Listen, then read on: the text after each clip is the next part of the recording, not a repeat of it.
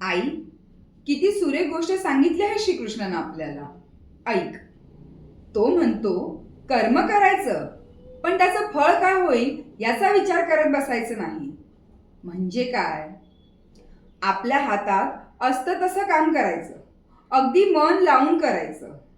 जसं आपला इठोबा पाहतो तसं कामात झोकून द्यायचं.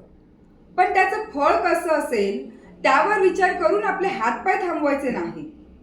आपण कितीदा सगळं सोडून देतो, म्हणतो देवा तुझ्यावर सोपवलं, पण त्यामुळे आपलं काम थांबवता येतं का? नाही ना. काम केल्याशिवाय सुख मिळणार नाही. आणि ते काम अगदी नेमकं शुद्ध मनानं आणि तळमळीनं केलं पाहिजे. आणि माझा सावळ्या काय म्हणतो माहितीये चंद्रभागा? तुझं काम तू कर, बाकी मी बघतो. मग काय, आपलं सगळं ओझं टाकून नुसत्या समाधानानं आणि श्रद्धेनं काम करत बसायचं. हेच तर खरं योगः कर्मसु कौशलम. कर्म करायचं, पण त्याच्या जंजाळात गुंतायचं नाही. किती मोठं वचन आहे हे. जीवनाचं खरं सार आहे ना आई?